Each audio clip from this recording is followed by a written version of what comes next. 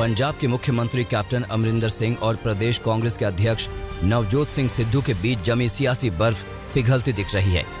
सिद्धू ने कैप्टन की शर्त के मुताबिक अपने आरोपों के लिए अभी तक सार्वजनिक माफी नहीं मांगी है। इसके बावजूद कैप्टन आज पंजाब कांग्रेस भवन में होने वाली सिद्धू और चारों कार्यकारी अध्यक्षों की ताजपोशी कार्यक्रम में शामिल होंगे। आज मॉनसून सत्र का चौथा दिन है, जहां एक बार फिर घमासान के आसार हैं। कल राज्यसभा में जासूसी विवाद पर अश्विन वैष्णव के बयान के दौरान टीएमसी सांसद शांतनु सेन ने स्टेटमेंट पेपर छीनकर फाड़ दिया था, जिसे उपसभापति के सामने फेंका गया। इस मामले को लेकर सरकार विशेषाधिकार हनन का नोटिस लाने की तैयारी में है।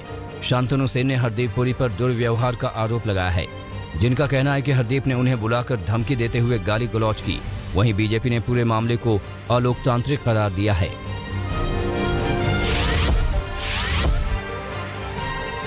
संसद में आज एक बार फिर से किसान आंदोलन को लेकर घमासान के आसार हैं। कल संसद में विपक्ष ने कृषि कानून पर जमकर हंगामा किया, जिसके बाद कार्यवाही को स्थगित करना पड़ा। वहीं किसानों ने जंतर मंतर में किसान संसद लगाई, जिसका आज दूसरा दिन है। किसान नेता राकेश टिकैत का कहना है कि जब तक सरकार उनकी मांगे नहीं मान लेती, आंदोलन जारी रहेगा। इस बीच कृषि मंत्री ने एक बार फिर से किसानों से बातचीत की बात कही है।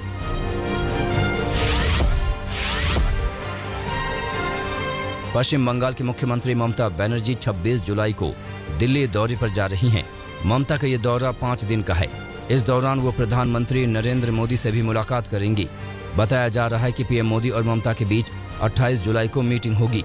बंगाल चुनाव के बाद ममता की ये पीएम मोदी से पहली मुलाकात है। ममता बनर्जी कांग्रेस अध्यक्ष सोनिया गांधी से भी मुलाकात करेंगी। वहीं विपक्ष के कई नेताओं के साथ बैठक का प्लान है।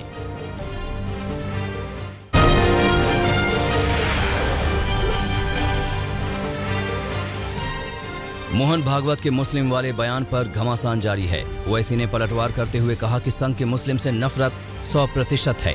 मोहन भागवत ने जनसंख्या को लेकर बयान दिया था, जिसमें उन्होंने 1930 में मुस्लिम की आबादी को संगठित तरीके से बढ़ाने की बात कही थी। ओवैसी ने आरएसएस पर समाज में नफरत घोलने का आरोप लगाया। दिल्ली हाईकोर्ट ने सीएम अरविंद केजरीवाल द्वारा किए गए किराए संबंधी वादे पर नीति तैयार करने के लिए कहा है। केजरीवाल ने पिछले साल मार्च महीने में गरीब मजदूरों से किराया नहीं लेने की अपील की थी और कहा था कि यदि कोई नहीं भर पाता है तो उसका भुगतान सरकार करेगी। दिल्ली हाईकोर्ट ने कहा है कि एक मुख्यमंत्री का आश्वासन लागू करने योग्य वादे के बराबर है, जिसको लागू करने के लिए एक राज्य सरकार द्वारा विचार किया जाना चाहिए। कोर्ट ने साथ ही दिल्ली सरकार को निर्देश दिया कि वो सीएम अरविंद केजरीवाल के बयान पर फैसला करें। पहलवान सागर धनखड़ हत्याकांड में पुलिस ने एक और आरोपी को गिरफ्तार किया है। आरोपी का नाम सुरजीत ग्रेवाल है और उसके ऊपर 50,000 का इनाम था। सुरजीत को रेसलर सुशील कुमार का खास बताया जा रहा है। इस बीच तिहाड़ जेल प्रशासन ने सुशील कुमार के वार्ड के कॉमन एरिया में टीवी लगाने की अनुमति दे दी है। सुशील कुमार ने टीवी पर ओलंपिक देखने की इच्छा जाहिर की थी।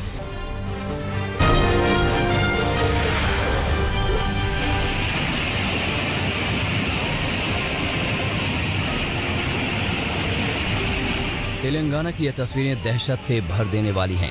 देखिए कैसे पानी आक्रोश दिखा रहा है। पानी की हाहाकारी आवाजें दिलों में दहशत भर रही हैं। ये तस्वीरें तेलंगाना के निर्मल जिले की हैं। यहाँ के हालात कैसे हैं उसे देखिए। पूरा इलाका पानी में डूबा हुआ है। जहाँ मैदान थे वहाँ नाव के सहारे लोग आ रहे हैं, जा रहे हैं। घर पानी में डूब गए हैं। इसी बारिश और बाढ़ के बीच कुछ उत्साही लोग यहाँ मछलियाँ भी पकड़ रहे हैं।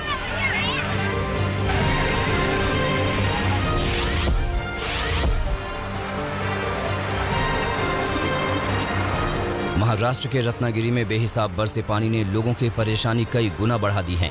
तस्वीरें देखिए। ये तस्वीरें रत्नागिरी की चिपलून की हैं।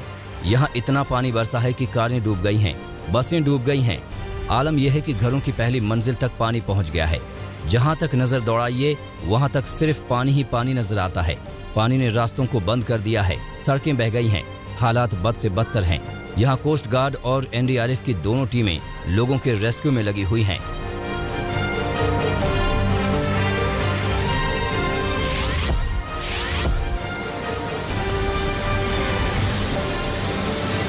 महाराष्ट्र के रत्नागिरी के ही सिंधु दुर्ग की ये तस्वीरें दहशत से भर देने वाली हैं। बरसात का पानी दरिया बनकर बह रहा है। तस्वीरों में आप देख सकते हैं कि कैसे पूरा इलाका पानी पानी है। पूरे इलाके में लोग कमर तक पानी में आने जाने के लिए मजबूर हैं। सिंधु दुर्ग के इस पूरे इलाके में बाढ़ जैसा मंजर है।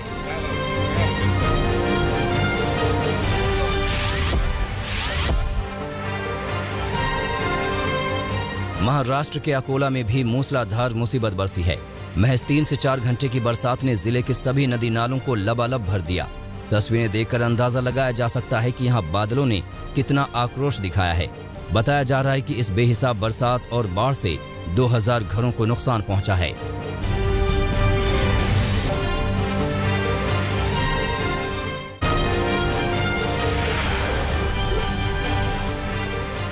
रत्नागिरी के चिपलून, कोल्हापुर, सतारा, अकोला, यवतमाल, हिंगोली में भयंकर बारिश हुई है। मौसम विभाग का अनुमान है कि अगले 48 घंटे भी बारिश हो सकती है। एनडीआरएफ की कई टीमों को प्रभावित इलाकों में तैनात कर दिया गया है। चिपलून इलाका बारिश में डूब गया है। बारिश ने चिपलून में ऐसा तांडव किया है कि लोग अपने घर में भी बस बाढ़ में नहीं बहने की कोशिश कर रहे हैं। लहरें घर की पहली मंजिल छूने पर आमादा हैं। दूर दूर तक पानी के सिवा कुछ नजर नहीं आ रहा है। 2 एनडीआरएफ की टीमें भेजी गई हैं। इसके अलावा कोस्ट गार्ड बोट से लोगों को रेस्क्यू कर रहे हैं। महाबलेश्वर का सतारा से संपर्क टूट गया है क्योंकि दोनों को जोड़ने वाला रास्ता पूरी तरह से बह गया है। मुसीबत यह है कि इस मौसम में काफी पर्यटक महाबलेश्वर की बारिश को देखने के लिए यहां आए थे, जो यहां फंस गए हैं। रेस्क्यू के लिए एनडीआरएफ की टीम पहुंच गई है।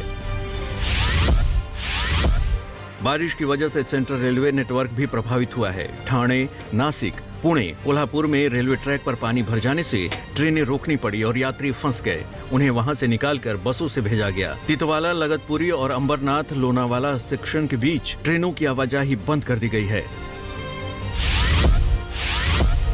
ठाणे जिले में 2005 की 26 जुलाई जैसा दृश्य पैदा हो गया है। रात भर हुई बारिश ने कल्याण में कहर बरपाया। नदी और खाड़ी के किनारे वाले इलाके में जलस्तर काफी बढ़ गया था। दूर दूर तक नजर डालो तो एक इंसान की शक्ल भी नजर न आए। शाहपुर के पास तंसा डैम, मोदक सागर पूरी तरह से भर चुके हैं। देर रात 3 बजे डैम के कुछ गेट खोल दिए गए, जिसकी वजह से शाहपुर, कल्याण, भिवंडी से जुड़े हजारों गांव में पानी भर गया।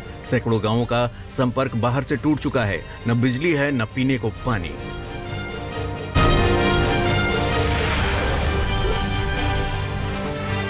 चीन में भी बाढ़ का कहर है। बाढ़ ने हेनान प्रांत के बड़े हिस्से को अपनी चपेट में ले लिया है।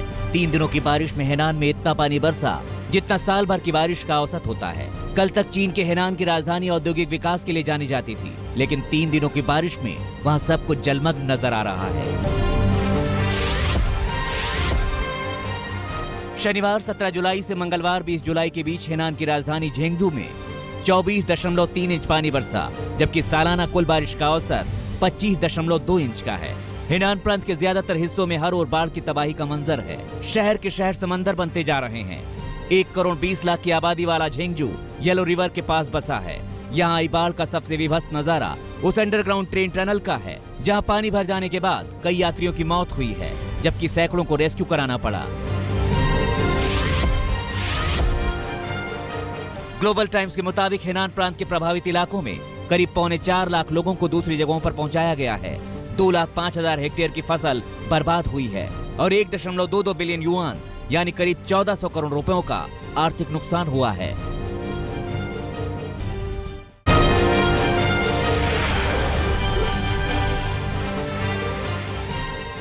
पंजाब के फरीदकोट में लूटपाट के 2 आरोपियों को लोगों ने खंबे से बांधकर जमकर पीटा। मामला फरीदकोट के कोटकापुर के पास का है।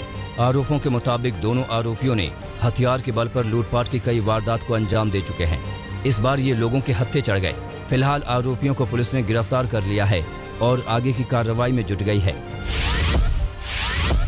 हरियाणा के गोहाना में बैंक लूटने आए बदमाशों को लोगों ने पकड़ लिया। मामला आर्य नगर कॉलोनी का है। यहाँ हथियारों के बल पर 2 बदमाशों ने बैंक लूटने का प्रयास किया, लेकिन बैंक कर्मियों की बहादुरी के चलते दोनों बदमाशों को पकड़ लिया गया। बताया जा रहा है कि दोनों बदमाश बिना नंबर की बाइक से आए थे। पुलिस ने बाइक और पिस्तौल जब्त कर ली है। सूरत पुलिस ने बाइक चोरी करने वाले 2 आरोपियों को गिरफ्तार किया है। मामला पूना गांव इलाके का है। तस्वीरों में देखा जा सकता है कि 2 आरोपी ये मोपेड चुरा के जा रहे हैं, लेकिन मामला तब संगीन हो गया जब मोपेड के मालिक हीरा व्यापारी ने बताया कि मोपेड की डिक्की में 30 लाख के हीरे थे। पुलिस ने सीसीटीवी की मदद से जांच शुरू की तो दोनों आरोपियों को गिरफ्तार कर लिया। अलीगढ़ में दबंगों ने एक शख्स को पीट कर मार डाला। मामला हरदुआगंज थाना क्षेत्र का है। जानकारी के मुताबिक दबंगों ने दलित युवक के घर पर धावा बोला और उसे खींचकर इतना पीटा कि उसकी मौत हो गई। दबंगों ने युवक पर गेहूं चोरी का आरोप लगाया था। पुलिस ने मुख्य आरोपी को गिरफ्तार कर लिया है और बाकी आरोपियों की तलाश की जा रही है। झारखंड के कोडरमा में कौशल विकास योजना का प्रशिक्षण शुरू किए जाने के नाम पर ठगी करने वाले 2 लोगों को कोडरमा पुलिस ने राजस्थान के सीकर से गिरफ्तार किया है। दोनों आरोपी भाई हैं। मामला कोडरमा के तिलैया थाना क्षेत्र का है। जानकारी के मुताबिक 16 लोगों से इन दोनों ठग भाइयों ने तकरीबन 45 लाख रुपए की ठगी की थी। सभी लोगों से इन 2 भाइयों ने 10% ब्याज के साथ पैसा वापस लौटाने की बात कही थी। जब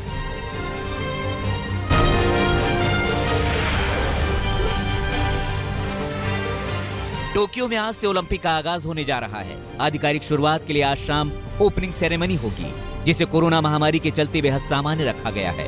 भारत की तरफ से ओलंपिक ओपनिंग सेरेमनी में सिर्फ 18 खिलाड़ी रहेंगे। आज शाम 4:30 बजे होने वाली ओपनिंग सेरेमनी में जापान के सम्राट नारुहितो भी शामिल होंगे। ओलंपिक गेम्स में 205 देशों के 11,000 एथलीट होंगे। ओलंपिक खेलों में भारत के 119 एथलीट हिस्सा लेंगे। ये ओलंपिक में भारत का अब तक का सबसे बड़ा दल है। इसमें 67 पुरुष और 52 महिला खिलाड़ी शामिल हैं। भारत की तरफ से पहला मुकाबला तीरंदाजी का है। इसमें दीपिका कुमारी भारत की तरफ से चुनौती पेश करेंगी। हालांकि अभी वो रैंकिंग में 8वें नंबर पर खिसक चुकी हैं। महिला तीरंदाजी के 8 सेट पूरे हो चुके हैं। भारत और श्रीलंका के बीच 3 मैचों की वनडे सीरीज का आखिरी मुकाबला आज कोलंबो के प्रेमदासा स्टेडियम में खेला जाएगा।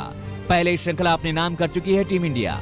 इस मुकाबले को जीत टीम इंडिया श्रीलंका को वनडे सीरीज में क्लीन स्वीप करना चाहेगी। शिखर धवन की अगुवाई वाली भारतीय टीम इस सीरीज में पहले ही 2-0 की अजय बढ़त बना चुकी है।